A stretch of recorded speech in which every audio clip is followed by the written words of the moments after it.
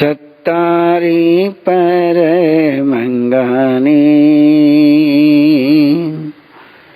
दुल्लहानि यजन्तुनो मानुसत्तं सुये श्रद्धा संयममिय वीर्यम्। परम श्रद्धेय पूज्य गुरुदेव के चरणों में कोटि वंदना। विराजमान स्नेही से तीर्थेश शिष्य महाराज साहब, रिश्तों को जीते हुए रिश्तों में भगवत्ता का जागरण करने के लिए निरंतर इस यात्रा में सहभागी श्रद्धालुगण, आज से एक रिश्ते की बात जो बहुत प्यारा है। इसलिए प्यारा है कि उस रिश्ते की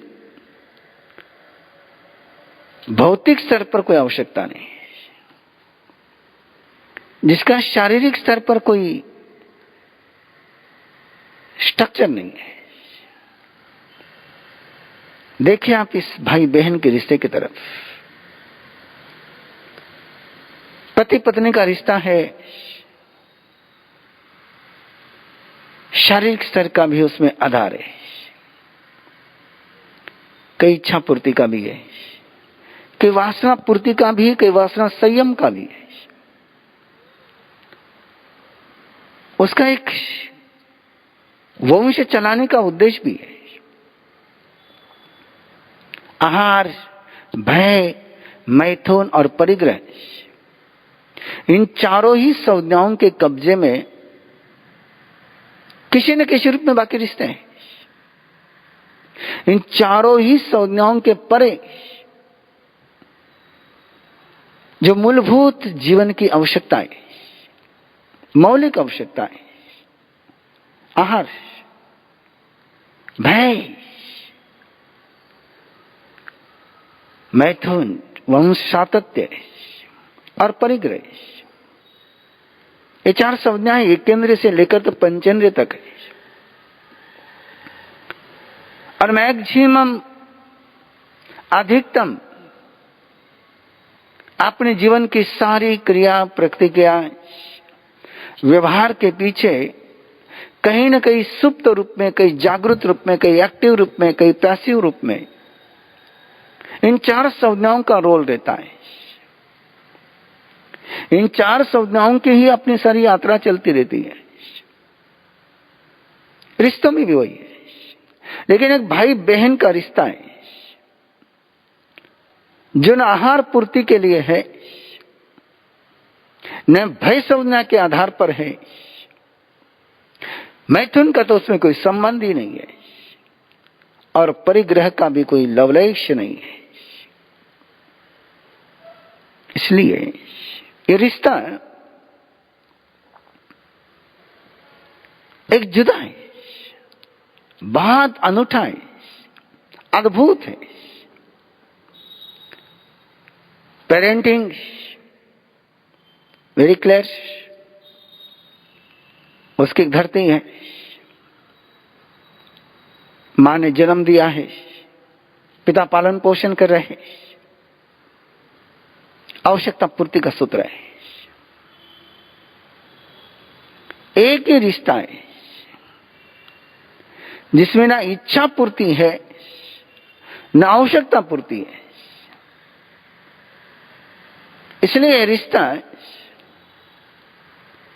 धर्म होता है। इसलिए यह रिश्ता आध्यात्म की यात्रा शुरू कराता है। इसलिए इस रिश्ते के आधार पर एक संबोधन ने स्वामी विवेकानंद को शिकागो की विश्व धर्म परिषद में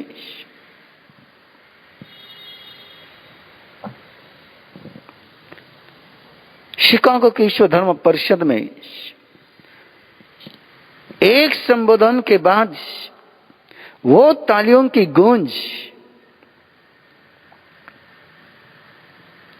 कि जिसको बोलने के लिए समय कम लगा लेकिन तालियों की गूंज लंबे समय तक चलती रही। ये विश्व धर्म परिषद का वो याद यदि कर पाए कि उनके पहले बोलने के लिए आने वाले सारे व्यक्ति शरीर के आधार पर बात कर रहे थे। लेडीज एंड जेंटलमैन, स्त्री का भी शरीर है और पुरुष का भी शरीर है। वो शरीर से पहचान रहे थे सारे वक्तागण, स्त्री और पुरुष। लेकिन स्वामी विवेकानंद जी से उस मंच पर पहुंचे भारतीय विरासत को लेकर के, अध्यात्म के मूल्यों को लेकर के, और वो मूल्य जब अंदर में जीवंत होते हैं तो भाषा में व्यक्त होते हैं। अध्यात्म की यात्रा, धर्म की यात्रा शरीर के परे की यात्रा है। Beyond the body, beyond the screen, ये यात्रा है धर्म की। ये दृश्य की यात्रा नहीं, अदृश्य की यात्रा है। ये व्यक्त की यात्रा नहीं, अव्यक्त की यात्रा है। दिखने के परे जो है, जिसके आधार पर दिखता है, उसकी यात्रा है। और भाई बहन दिखते नहीं है।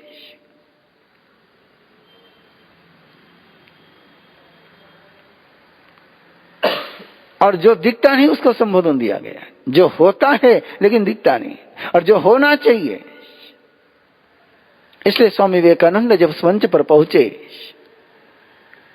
तो उनका संबोधन था, my dear sisters and my dear brothers, मेरे प्यारे भाइयों और मेरी प्यारी बहनों। और उस पूरी परिषद को पहली बार महसूस हुआ कि हम वासना के परे भी रिश्ते के साथ जी सकते हैं, सत्ता और संपत्ति के परे भी रिश्ते के साथ जी सकते हैं। उस रिश्ते ने एहसास कराया और इस रिश्ते की आराधना आज हमसे शुरू कर रहे हैं। रक्षाबंधन का लक्ष्य लेकर के चल रहे हैं।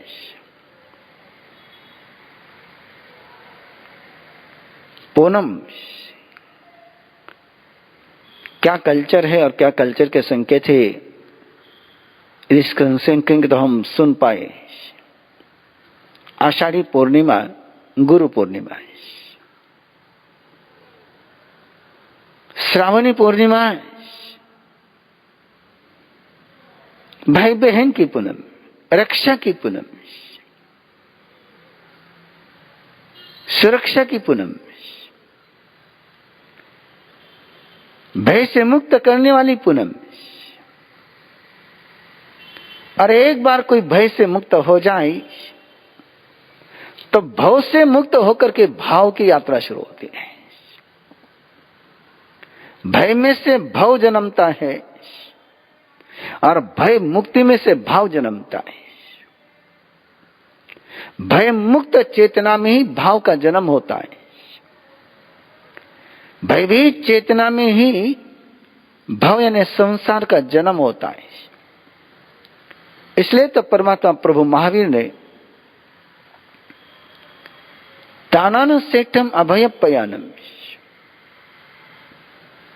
और देखिए कितना गहरा है। शायद पत्नी को पति का डर लगे, पति को पत्नी का डर लगे, दोनों में कई भय तो बना रहता है, बड़े गहराई से बना रहता है। आहार का मतलब केवल भोजन का नहीं है। आहार का मतलब है कि आवश्यकता पूर्ति, अपेक्षा पूर्ति, इच्छा पूर्ति, वासना पूर्ति, कामना पूर्ति। और ये जब नहीं होती है तो दोनों में संघर्ष शुरू हो जाता है। कोई अपेक्षा पूरी न हो पाई, कोई आवश्यकता पूरी न हो पाई, तो पति पत्नी में संघर्ष शुरू हो जाता है। लेकिन भाई बहन के रिश्ते में रिक्वायरमेंट बेस नहीं है, ये निर्लेस है। और इसलिए कि यात्रा ऐसी जीवन में शुरू हो सकती है कि जो हमें एक नई ऊंचाई पर ले जाए। इसलिए बहुत पवित्रतम रिश्ता है भाई बहन का है, मां बेटे का रिश्ता है, संतति और मां बाप का रिश्ता है। इसको कई शरीर का आधार है, वो वात्सल्य शरीर के आधार पर है, और रिश्ता में कहीं ना कहीं बॉडी का बेस है, लेकिन एक रिश्ता है। बेसिक रिश्ते की तरफ देखेंगे तो 3 आयाम आपके सामने है। एक माँ बाप का है, एक पति पत्नी का है, और एक भाई बहन का है। बाकी सारे रिश्ते इसकी उपज है। और गहराई में जाओगे तो सबसे मूल में कोई रिश्ता है तो कपल का है। कपल ही पेरेंट्स बनते हैं, वही मां बाप बनते हैं। एक यात्रा शुरू होती है और यात्रा सृजन पर पहुंचती है। लेकिन भाई बहन के रिश्ते में कोई भौतिकता का स्पर्श नहीं है, कोई पदार्थ का स्पर्श नहीं है, कोई पदार्थ की छाया नहीं है। ये रिश्ता न सत्ता के आधार पर है, न संपत्ति के आधार पर है, न सुख के आधार पर है, न स्वार्थ के आधार पर है। इसलिए तो रानी कर्णावती जब हुमायूं को राखी भेजती है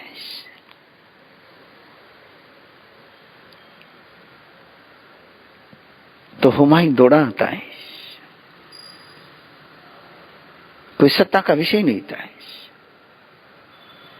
कोई संपत्ति का विषय नहीं था।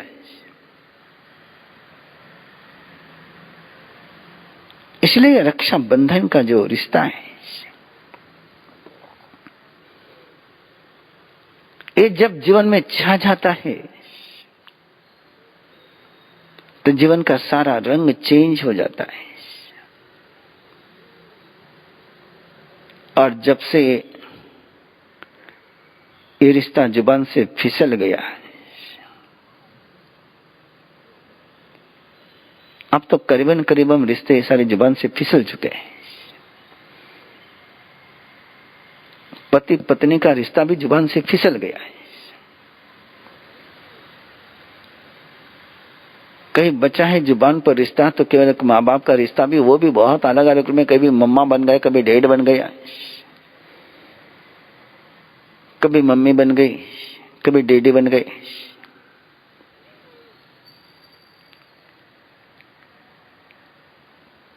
लेकिन एक रिश्ता जुबान से बना रहे। अब क्या हो रहा है देखिए ना, आदमी जुबान पर आ गया है, रिश्ता जुबान पर नहीं रहा है। क्यों मैंने रिश्ते की चर्चा शुरू करी है कि मैं देख रहा हूं, आप भी देख रहे हैं। जब आप किसी को बोलते हैं, किसी के साथ बात करते हैं तो व्यक्ति के साथ बात करते हैं, रिश्ते के साथ बात नहीं करते हैं।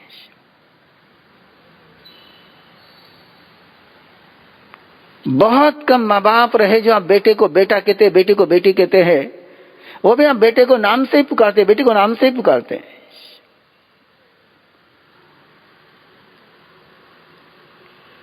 और पति पत्नी के मामले में इतना शोरगुल, इतना कोलाहल और इतना रेगिस्तान शुरू हो गया है। मैं तो कई बार फैमिली शिविर में कहता हूं कि हम घर में रुकते हैं कई बार परिवार का कल्चर जानने के लिए, परिवार का कैरेक्टर जानने के लिए, फैमिली की रियलिटी जानने के लिए। लोग बड़े मनवार से ले जाते हैं हमको रुकने के लिए। वो भक्ति से ले जाते हैं। मैं भी उनकी श्रद्धा के पीछे जाता हूं, लेकिन मेरा साथ में और भी एक प्रयोजन होता है, सच्चाई को जानने का है। और आपकी सच्चाई यदि कहीं पता चल सकती है, अपने फैमिली में ही पता चल सकती है कि आप परिवार में कैसे बोलते हो, आप रिश्ते को कैसे जीते हो, आपका परस्पर में व्यवहार कैसे है, आप कोऑपरेटिव हो कि कंपटीशन वाले हो, आप समझ के लेने वाले हो कि केवल संघर्ष करने वाले हो, आप सुधार करने वाले हो या शिकायत करने वाले हो, आप में आर्त ध्यान की यात्रा चलती कि रौद्र ध्यान की यात्रा चलती है, ये स्थानक में नहीं पता चलता है, ये धर्म सभा में नहीं पता चलता है। ये तो तब पता चलता है जब आपके रसोई में पहुंचते हैं और वहां सास बहू बेराने के लिए रहती है, और वो जिस तरीके से बेराते हैं उससे पता चल जाता कि सास बहू का रिश्ता कैसा है। नहीं, अभी नहीं खोलता उस विषय को, लेकिन वहां से पता चलता है कि लोग परस्पर में कोऑपरेटिव है, आइसोलेट है, परस्पर में प्रेम से जुड़े हुए हैं, या इनमें ईगो की टकराहट चल रही है, एक दूसरे की उपेक्षा करते हैं, एक दूसरे को अवॉइड करते हैं, एक दूसरे पर हावी होने का प्रयास करते हैं, छोटी छोटी बातें रहते हैं। आहार बेराने की उस सारी पद्धति से पता चल जाता है कि सारा कुछ सास ही बेरा रही है, सारा कुछ बहू ही बेरा रही है। कभी बहू डरी हुई बिल्ली जैसी खड़ी रह जाती है, तो कभी सास अंडर टेंशन खड़ी रह जाती है। और फैमिली मेंबर की तो बात क्या करें, बच्चों को तो इन्वॉल्व करने का सवाल ही नहीं उठता है। अब पता चल जाता है कि इस फैमिली का कैरेक्टर क्या है। अरे जब आप आहार बेराने में सबको इन्वॉल्व नहीं कर पा रहे होंगे, एक ऐसे भक्तिपूर्ण जिसमें गुरु भक्ति होती है, उस भक्ति के प्रोसेस में आप परिवार के सारे सदस्यों को सहभागी नहीं कर पा रहे होंगे, तो बाकी आप लोग क्या करते होंगे पता चल जाता है। कैसे जीते हैं आप, क्या आपके लाइफ की सच्चाई है कहीं पता चलती तो जब आपके फैमिली में रहते हैं। कैसे आप शूज को छोड़ते हो, कैसे आप वस्तु को रखते हो लेते हो, कैसे 5 समिति, एरिया समिति, भाषा समिति, ऐशना समिति, अयान भंड मत निख्योना समिति, उच्चार पांसवन, जल खेल सिंघान परिष्ठापन समिति, क्या परिवार की गति का तरीका है। एरिया समिति यानी क्या प्रगति है, कैसे परिवार मूव होता है, कैसे फैमिली मूव होती है। फैमिली के रूप में मूवमेंट चलती है या व्यक्ति के रूप में मूवमेंट चलती है। इससे पता चलता है कि फैमिली की एरिया समिति कैसी है, क्या आपकी भाषा है। इंग्लिश है, हिंदी, मराठी, मारवाड़ी वो नहीं देखते हम लोग।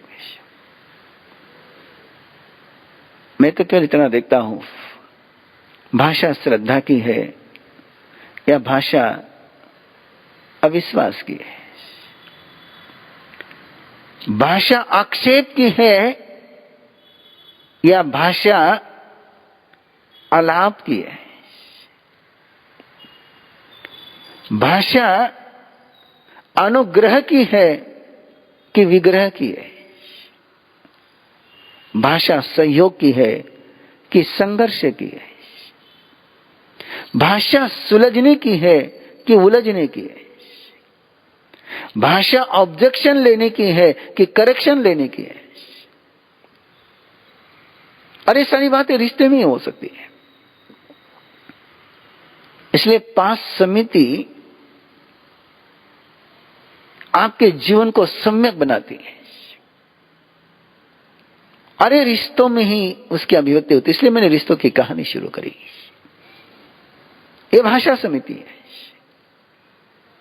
ऐशना समिति परिवार की, कि एक दूसरे की गवेषणा कैसे करते हैं आप, एक दूसरे की पूर्ति कैसे करते हैं आप, अपनी आवश्यकताओं की पूर्ति कैसे करते हैं, दूसरों की आवश्यकता की पूर्ति कैसे करते हैं, रिक्वायरमेंट फुलफिल कैसे करते हैं, और रिक्वायरमेंट फुलफिल करने का आपका तरीका क्या है, आपकी स्टाइल क्या है। वो प्रसाद के रूप में भी पूरी हो सकती है, वो भीख के रूप में भी पूरी हो सकती है, वो आवश्यकता पूर्ति के रूप में भी हो सकती है, और एक वरदान के रूप में भी पूरी हो सकती है। आप छीन भी सकते हैं, छीन करके भी, झपट करके भी आप अपनी आवश्यकता पूरी कर सकते हैं, और आप मधुमक्खी बनकर के भी अपनी आवश्यकता पूरी कर सकते हैं। वो वहां पता चलता है। आप कैसे भोजन करते हैं उससे पता चलता है कि आपके परिवार की ऐशना समिति का कैरेक्टर क्या है। कैसी ऐशना की माता, परमात्मा ने तो माता कही, 8 माताएं कही है।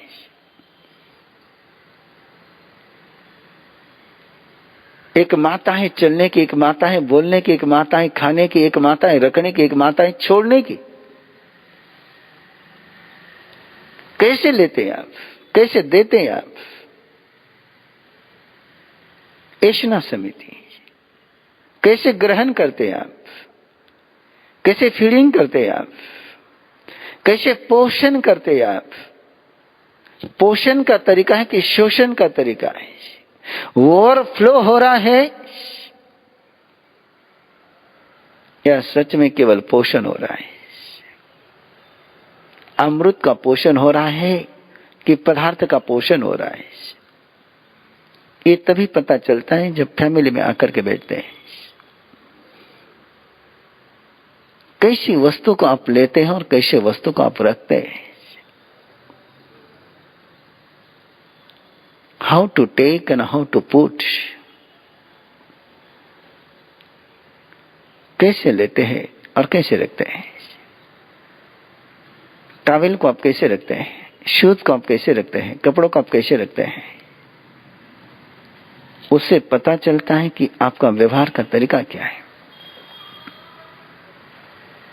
कैसे फ्री होते हैं आप। 5वीं समिति। कैसे आप अनावश्यक से मुक्त होते हैं। कैसे व्यर्थ जो वेस्टेज है, यूजलेस है, उसको आप कैरी करते हैं, उससे आप और वेस्टेज का भंडार बढ़ाते हो, डिस्टर्ब करते हो, या वेस्टेज, जीरो वेस्टेज में जीते हो। ये फैमिली में रहकर पता चलता है। आपके फैमिली में मेरे रिश्ता जीता है कि व्यक्ति जीता है। आपके फैमिली में रिश्तेदार रहते हैं कि आदमी रहते हैं। शायद मेरा सवाल समझ में आना मुश्किल जा रहा होगा। ये हम जब परिवार में आकर के रहते तब पता चलता है। और सिंपल कसौटी है, जरा चेक कर लेना आपके घर में आपके रिश्तेदार रहते हैं कि केवल पर्सन रहते हैं, रिलेटिव्स रहते हैं कि पर्सन रहते हैं। जरा चेक करिए ना। और उसको चेक करने का छोटा सा एक तरीका है, बहुत छोटा थर्मामीटर है। आप अपने घर के सदस्यों को नाम से पुकारते हो कि रिश्ते से पुकारते हो। घर वाले एक दूसरे को रिश्ते से पुकारते हैं या नाम से पुकारते हैं। और मैंने तो बहुत बार देखा है, रिश्ते बहुत कम सुन पाता हूं घरों में। आप तो पति पत्नी भी एक दूसरे को नाम से बुलाते हैं। और मैं तो कई बार मजाक करता हूं, श्रीमान जी ने कमला को बुलाया और मुझे पता ही नहीं चला कि नौकरानी को बुलाया कि अपने सहचारिणी को बुलाया। बहुरानी को बुलाया कि नौकरानी को बुलाया। बेटी को पुकारा कि घर में काम करने वाले को पुकारा। कि नाम में तो कोई रिश्ते का पहचान नहीं होती है, उसमें कोई रिस्पेक्ट भी नहीं है, कोई रिश्ते का एहसास भी नहीं है। अरे जुबान से फिसले हुए रिश्ते जिंदगी से कब फिसल गए पता ही नहीं चला है। और जिस पल जिंदगी से रिश्ते फिसल गए, धर्म कहां से हो पाएगा। चार गति में केवल मनुष्य गति में धर्म और मोक्ष की संभावना जो बताई, उसका एक गहरा कारण है कि रिश्तों का वैभव, रिश्ते का ऐश्वर्य, रिश्तों की दुनिया यदि किसी गति में पनपती है तो केवल एक गति है, वो मनुष्य गति है।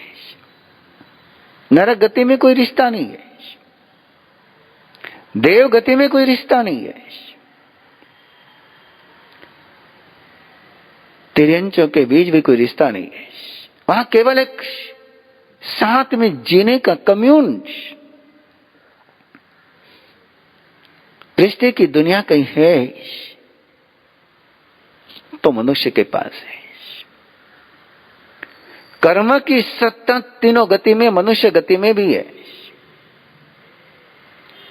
कर्म सब तरफ है, राग द्वेष सब तरफ है। नरक में भी राग द्वेष है, देव गति में भी राग द्वेष है, तिरंच गति में भी राग द्वेष है, कषाय वहां पर भी है, मनुष्य गति में भी है। लेकिन अलगाव केवल एक बात पर है कि जहां तीन गतियों में केवल कर्म की सत्ता है, जहां केवल राग द्वेष का खेल है, कषाय की आग है, वहां मनुष्य गति में एक और भी संभावना है, वो धर्म की, वो रिश्ते की। रिश्ते के माध्यम से अपने अंदर के राग को एक श्रद्धा का रूप दिया जाता है, अपने अंदर के मोह को एक समर्पण का रूप दिया जाता है, अपने अंदर की माया को एक रक्षा का, सुरक्षा का स्वरूप दिया जा सकता है, अपने अंदर के परिग्रह की वासना को, लोभ को कोई अनुग्रह का रूप दिया जा सकता है। ये जो रूपांतर, ये जो ट्रांसफॉर्मेशन है, ये केवल एक परिवार में ही संभव हो सकता है जहां रिश्ता होता। और परिवार कहते किसको है? जब व्यक्ति साथ में रहते उसको परिवार नहीं कहते हैं। व्यक्ति और व्यक्ति को मिलकर के कम्यून बन सकता है, व्यक्ति और व्यक्ति को मिलकर के परिवार नहीं बनता है। व्यक्ति व्यक्ति से परिवार नहीं बनता है। दो रिश्ते जहां साथ में जिए जाते हैं, सारे रिश्ते जहां एक साथ जिए जा सकते हैं, उसको फैमिली कहते हैं। और जहां केवल व्यक्ति व्यक्ति से जुड़ता है उसको कम्यून कहते हैं, उसको ग्रुप कहते हैं। और जहां ये व्यक्ति व्यक्ति के साथ श्रद्धा से जुड़ता है उसको संघ कहते हैं। भगवान ऋषभदेव ने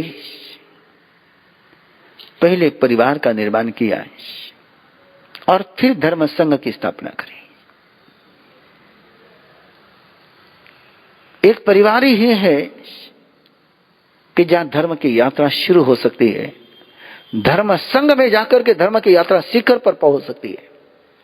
लेकिन पहला कदम अध्यात्म की यात्रा का, पहला कदम धर्म की यात्रा का, पहला कदम संयम की यात्रा का, पहला कदम अहिंसा का, पहला कदम तप का यदि कहीं रखा जा सकता है तो परिवार में रखा जा सकता है।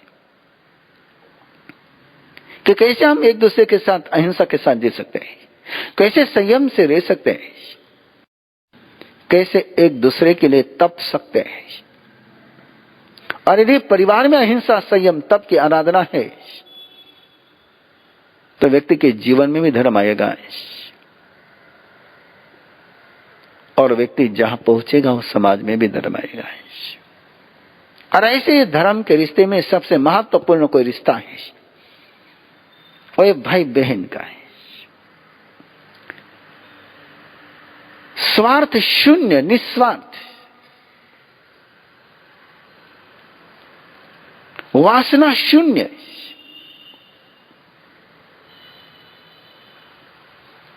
जिस रिश्ते में कहीं पर भी दूर दूर तक वासना का स्पर्श नहीं, वासना की शाडो नहीं,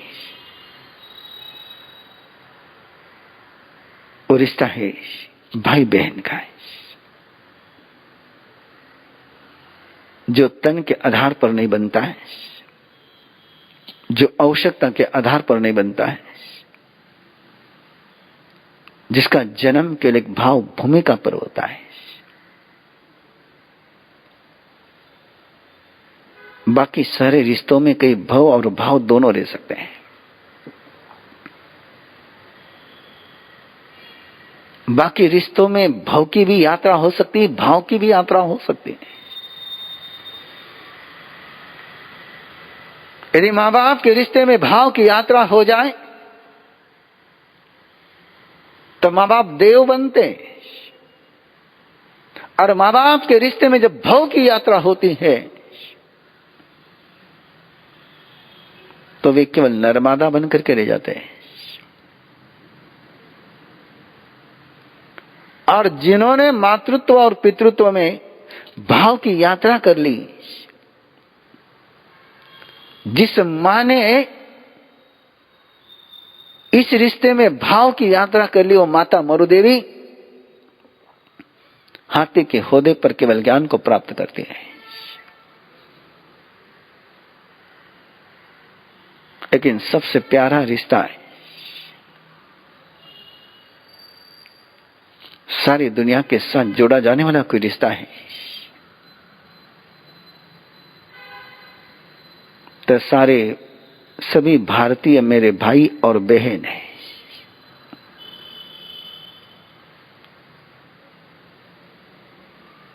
जिन शासन की भाषा में बोलना हो तो कह सकता हूं, विश्व के सारे प्राणी मेरे भाई और बहन हैं। ये भाईचारा का रिश्ता है, ये भाई बहन का रिश्ता है। इस रिश्ते की यात्रा शुरू करने जा रहा हूं, और शुरू करने के पहले एक बार इस रिश्ते को इस एंगल से, इस विजन से, इस नजर से, इस भाव से देखो तो सही, तो पता चलेगा कि क्यों रक्षा बंधन का त्योहार अनोखा है, अद्भुत है। अरे भारतीय संस्कृति का त्योहार है जिनको यूनिवर्सल फेस्टिवल बनाना चाहिए था।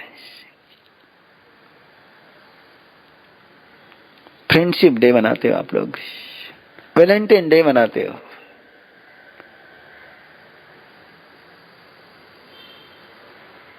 लेकिन भारतीय संस्कृति ने एक रिश्ता दिया है, एक त्योहार दिया है, भाई बनाने का, बहन बनाने का है।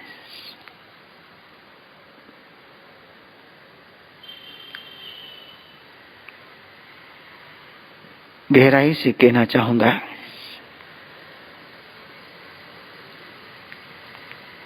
मैत्री के आगे भी कोई रिश्ता पहुंचता है तो भाई बहन का रिश्ता पहुंचता है।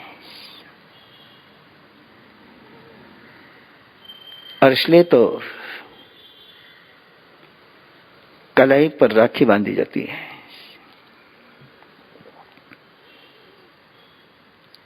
एक रक्षा का संबंध निर्माण होता है। कल्पना करो, बाहुबली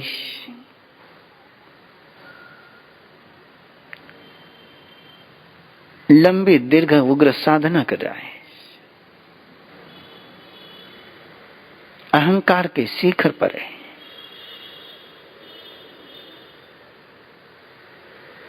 बाकी सब कर पाया है, अहिंसक बन गया है, संयमी बन गया है, तपस्वी बन गया है, ब्रह्मचारी बन गया है, परिग्रह से मुक्त हो गया है, लेकिन अहंकार से मुक्त न हो पाया है। ऐसे बाहुबली को प्रतिबोध नहीं कहूंगा मैं, संबोधन। प्रतिबोध देने के लिए तो गुरु होते हैं, प्रतिबोध देने के लिए बहुत होते हैं, लेकिन संबोधन, यदि प्रतिबोध देना होता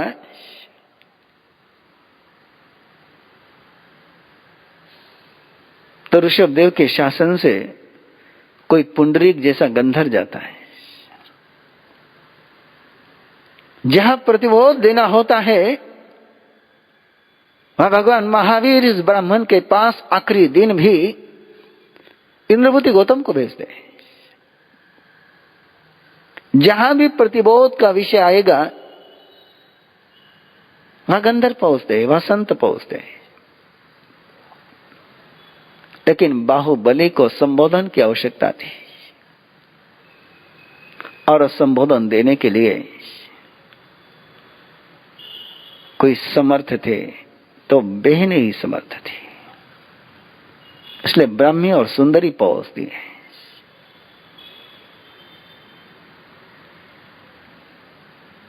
अरे ब्राह्मी सुंदरी पहुंची तभी तो अहंकार का बर्फ जो स्टोन बन चुका था, वो स्टोन पिघल गया है, वह समर्पण की पावन गंगा हो गया है। उसी में से जैसे अहंकार का विलय हो गया तो कैवल्य के सूर्य का उदय हो गया है। एक कदम, क्या बहन का सामर्थ्य है? जरा चेक करिए। एक कदम उस अहंकार के हाथी के होदे से उतारना।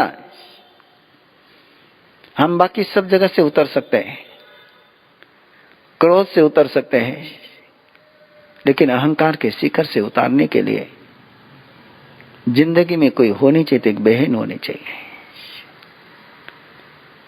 और उतार देती है, इतने प्यार से उतारती है। उसके अहंकार पर चोट नहीं करती, वो उसके अहंकार पर हमला नहीं करती। बहन बनना भी बहुत गहरी साधना है।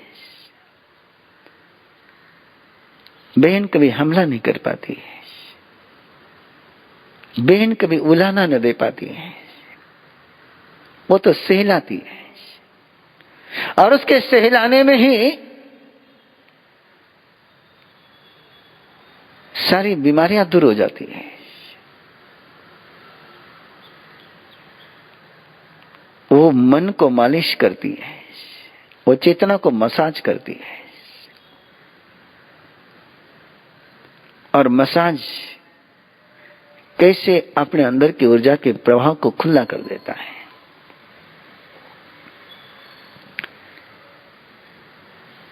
जैसे आप बॉडी की मसाज कराते हो और फिर कैसा फ्रेश महसूस करते हो, कैसे सारे ब्लड सर्कुलेशन का एक फ्लो चलता है, वैसे बहन भाई के अंदर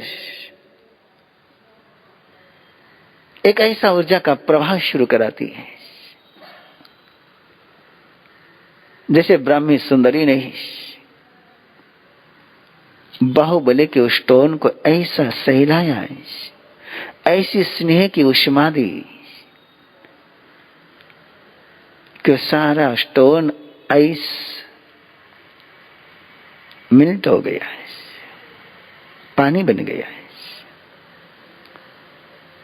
इस सामर्थ्य किसी में है तो बहन में है। नंदीवर्धन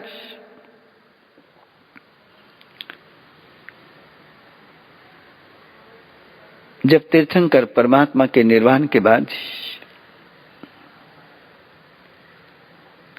शोक सागर और शोक का दावानल, दो शब्द दे रहा हूं, ध्यान लेना है। सागर और दावानल दोनों एक साथ कह रहा हूं। एक में जल रहा था, एक में गोते लगा रहा था, दोनों एक साथ कर रहा था। अंदर में दाह भी हो रही थी और प्राण गुदमरा भी रहे थे। और उस सारे दावानल से और शोक सागर से बाहर निकालने के लिए वो सुदर्शना ही पहुंचती है।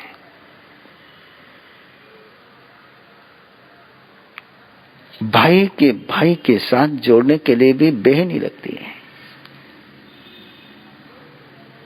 ऐसा ही भाई बहन का रिश्ता है।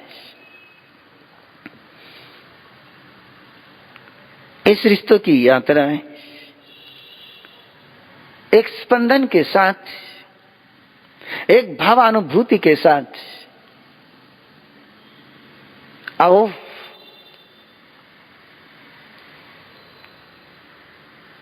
मेरे भी सारे प्रवचन की यात्रा का ये पहली बार ही मौका है कि रिश्तों पर इतना गहरा, इतना लंबा अभिव्यक्ति देने का अवसर मिला है। क्यों न इन रिश्तों को सही रूप में जी लें।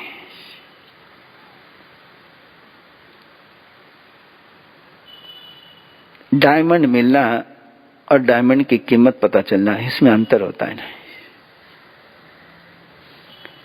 मनुष्य जन्म मिलना और मनुष्य जन्म की कदर होना, इसमें अंतर होता है। गुरु मिलना और गुरु को गुरु के रूप में स्वीकार करना, इसमें अंतर होता है ना। केवल प्राप्ति में अनुभूति नहीं होती है और खुली आंखों से देखोगे तो लगता है बिना प्रयास की जब प्राप्ति होती तो अनुभूति होती ही नहीं है, मूल्यांकन होता ही नहीं है, कीमत समझती ही नहीं है। पता नहीं इस मनुष्य का क्या स्वभाव है, इसको जो जो सहज मिलता है वो कितना भी गहरा हो, कितना भी महत्वपूर्ण, उसको कीमत समझती ही नहीं। देखिए ना पानी, देखिए हवा, देखिए समय, ये सारे सहज मिले हमको। अब हवा की कीमत धीरे धीरे पता चलने लगी जब पोल्यूशन बढ़ने लग गया। अब पानी की कीमत तब पता चलने लगी जब अकाल गिरने लग गया। लेकिन अभी भी समय की कीमत नहीं पता चल रही। अब समय का अकाल तो कैसे आएगा।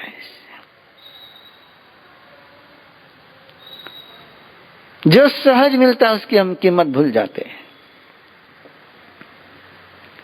केवल प्राप्त होना ही पर्याप्त नहीं होता है, यात्रा करने के लिए प्राप्त की अनुभूति होनी भी बहुत जरूरी होती है।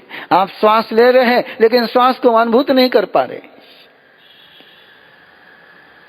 इसलिए श्वास का स्वाद आता ही नहीं है, श्वास का संगीत सुना ही नहीं देता है, श्वास का स्पर्श भी नहीं हो पाता है। बस श्वास चल रहा है, आ रहा है, जा रहा है और उसमें अपना कोई होश ही नहीं है। जो और भी श्वास नहीं रहे तो अपनी जिंदगी नहीं रहेगी। इतना महत्वपूर्ण श्वास, लेकिन उसकी भी अपने को कीमत नहीं है। आदमी को देखकर तो लगता है कि आदमी को कीमत केवल करेंसी की रह गई है। उसको ना अपने पेट की कीमत है, ना अपने लीवर की कीमत है, ना अपने किडनी की कीमत है। उसकी कीमत तब पता चलती है उसको जब किडनी फेल हो जाती है। उसकी कीमत तब पता चलती है जब लिवर फंक्शन डिस्टर्ब होता है। लंग्स की भी कीमत नहीं उसको, वो तो तब पता चलती है जब कोई बीमारी हो जाए। यदि पहले से इसकी कीमत पता हो तो शायद हम किडनी पर जुल्म नहीं करेंगे, शायद हम लिवर पर जुल्म नहीं करेंगे, शायद हम अपने लंग्स पर जुल्म नहीं करेंगे, हम अपने पेट पर जुल्म नहीं करेंगे। आंखों की कीमत पता चल जाए तो क्या आंखों पर जुल्म करते हुए आप स्क्रीन पर आंखें गड़ाकर बैठ पाएंगे? प्राप्त होना अलग बात है और अनुभूति होना अलग बात है। और जहां केवल प्राप्ति की यात्रा चलती है उसको संसार कहते हैं, और जहां अनुभूति की यात्रा शुरू होती है उसको अध्यात्म कहते हैं। प्राप्ति ये भव का विषय है और अनुभूति ये भाव का विषय है। इसलिए तो आप रोज गाते हो, रोज सुनते हो, रोज बोलते हो, भावे भावना भाइये, भावे दीजिए दान, भावे धर्म आराधिए, पावे केवल ज्ञान। भावे ये भाव, और भाव का मीनिंग होता है अनुभूति, इमोशंस, फीलिंग्स, एक्सपीरियंस, अनुभूति। तो रिश्तों की अनुभूति हो जाए तो रिश्तों की कीमत हो जाए, और जब रिश्तों की अनुभूति नहीं होती तो रिश्तों की कीमत नहीं होती है। जल में रहते हुए मछली को पानी की कीमत पता नहीं चलती है। मछली जब पानी के बाहर आती तब पता चलता है उसको कि पानी के बिना मैं जी नहीं सकती हूं। काश जल में रहते हुए मछली को पानी की कीमत पता चल जाए। रिश्तेदार खोने के पहले, रिश्ते खोने के पहले रिश्तों की अनुभूति हो जाए तो शायद रिश्तों को जीने में मजा आ जाए।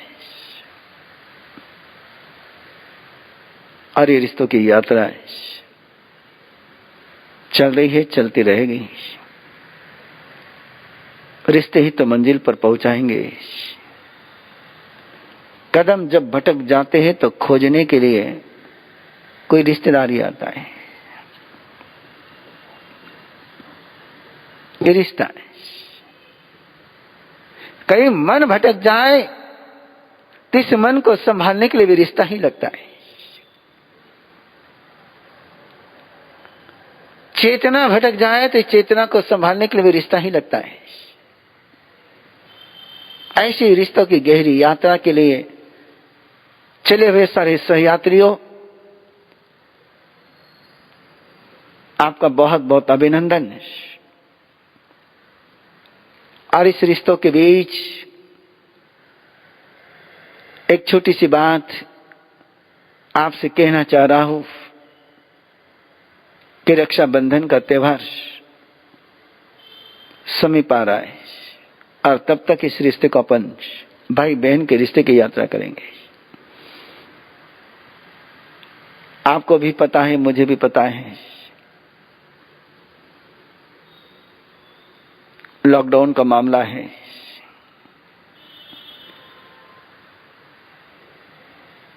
शायद कई लोगों के लिए पहली बार ये मौका होगा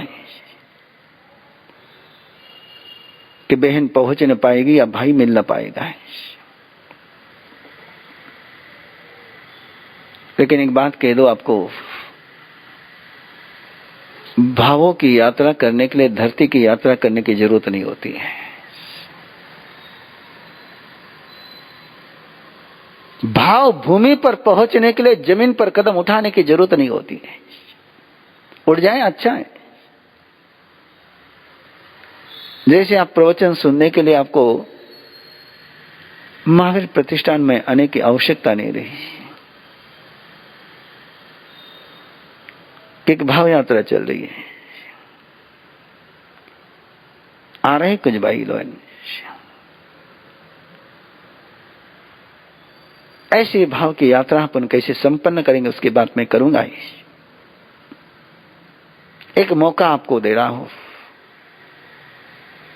खास करके पुणे के जिन शासन के नवनिहालों को दे रहा हूं। आरएम विद्या के बहुत सारे प्रोग्राम चल रहे हैं, सारे ऑनलाइन चल रहे हैं। और जिस समय यहाँ गैदरिंग होती थी तो लोगों को जोड़ करके उस काम में एक्टिव करना आसान जाता था। लेकिन अभी ऑनलाइन चल रहा है। आप तो शायद मुझे देख पा रहे हैं, आप तो मुझे शायद सुन पा रहे हैं, लेकिन मैं आपको देख नहीं पा रहा हूं, परख नहीं पा रहा हूं, चुन नहीं पा रहा हूं। अष्टमंगल का ध्यान शिविर चल रहा है और उसके लिए कासारवाड़ी के पार्श्वनाथ युवक मंडल ने, उनके सदस्यों ने एक उसके ऑर्गेनाइजेशन की जिम्मेदारी इतनी गहराई से, भावों से ली और इतनी कौशल्य के साथ, इतने सही तरीके से इसको अंजाम दे रहे हैं 2 दिन से कि मुझे व्यवस्था की तरफ देखना ही नहीं पड़ता और मेरी सोच से भी बढ़िया व्यवस्था वो कर देते हैं। वेरी नाइस, अभिनंदन है उनका। आपको भी मौका है। डिस्कवरी और सेल का भी 3 अगस्त से बच्चों के लिए शिविर शुरू होने जा रहा है।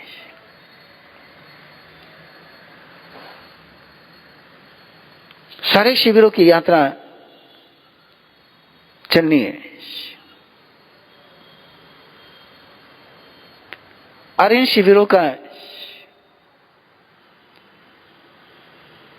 नियोजन, आयोजन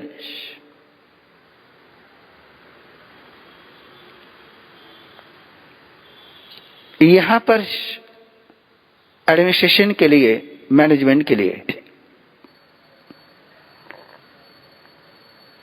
पूर्व तैयारी और उस समय की व्यवस्था के लिए और बाद में फॉलोअप के लिए मुझे उन आस्थाशील भाई और बहनों की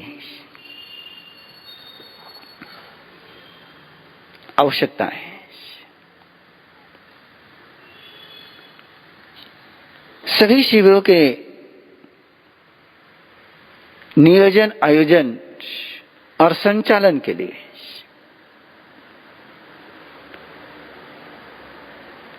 मैं युवा भाई बहनों से, यंग जनरेशन से आग्रह करता हूं, अनुरोध करता हूं कि वो संपर्क करें,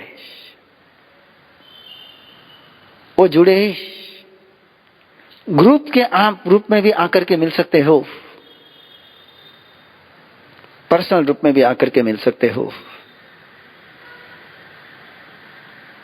कल शाम से मेरे मन में भावना चली कि जैसे अष्टमंगल के आयोजन के लिए, संचालन के लिए, व्यवस्थापन के लिए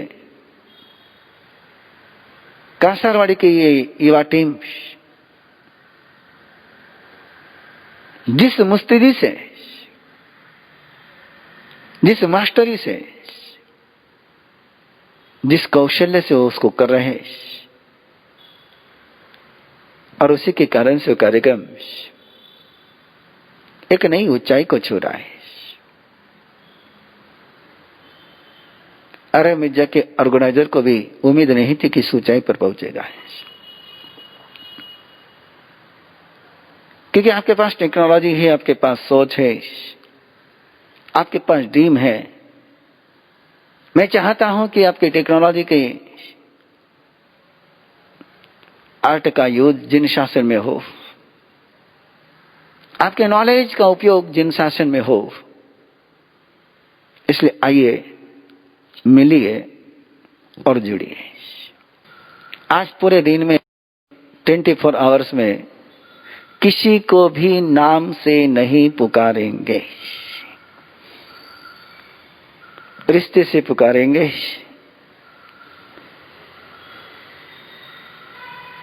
केवल रिश्ता ही जुबान पर रहेगा।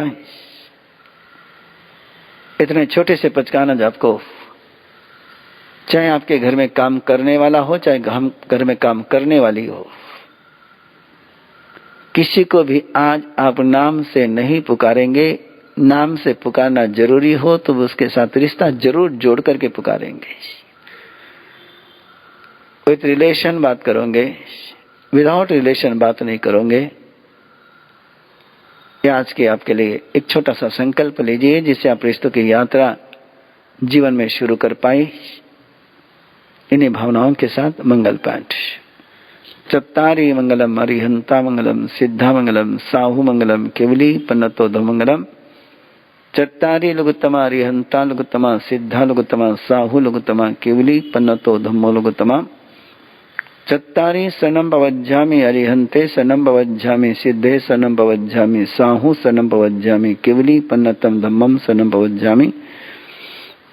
चार मंगल चार उत्तम चार शरणा दुख हरना सुख करना और न शरणा कोई। जो भव्य प्राणी करे आराधन अक्षय अमर पद।